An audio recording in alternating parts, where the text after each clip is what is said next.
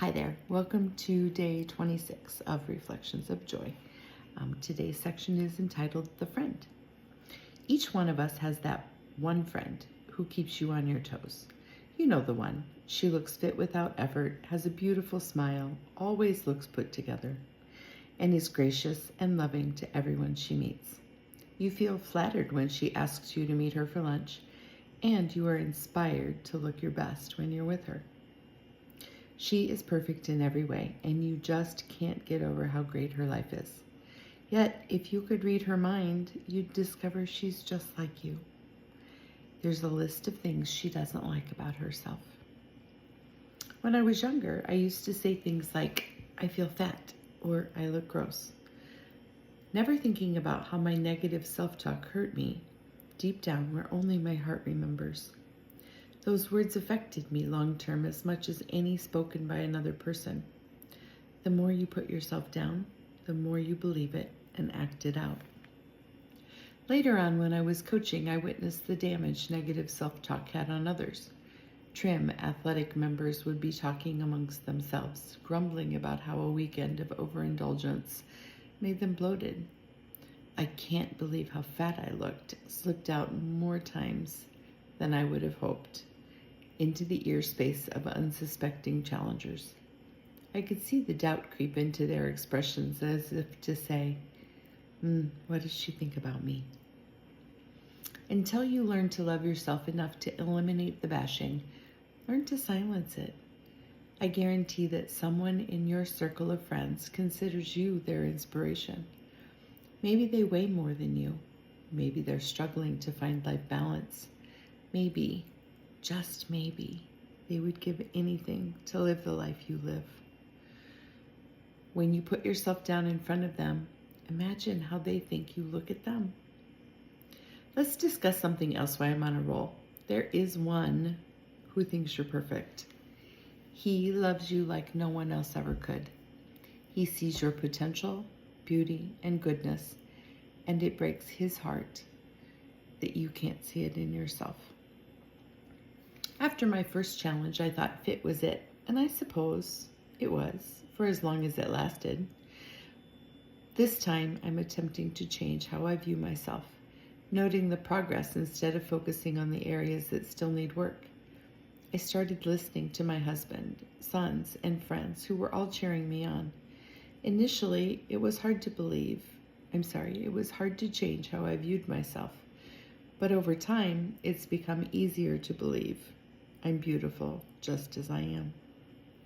A big part of looking the way you want is believing that you can make changes and setting yourself up for success.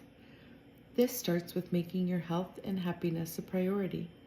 And for some reason, it's something many women have a hard time accomplishing. If you're like I am, every time you get in a groove, the forces of the universe conspire to throw you off track.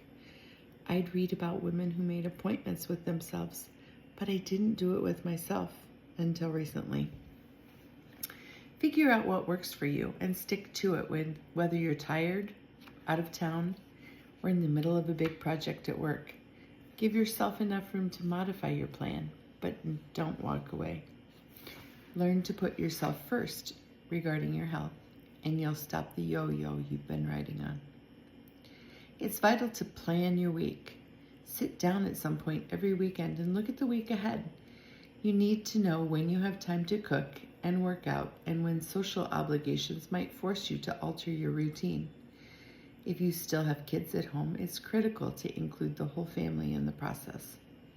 It's much easier to plan a workout at a different time when you know in advance. If you don't plan, you won't go. Another vital piece of the pie is simplify your routines. Pack a bag for the gym. Put your keys in the same place every night. Make several lunches at a time. Freeze baggies of fruit for your morning smoothie. Learn to make up your face with 5 products. I mean, seriously. Moisturizer, foundation, blush, mascara, and lipstick. Simple and beautiful. Double a dinner recipe. Cool half and freeze it for a busier night.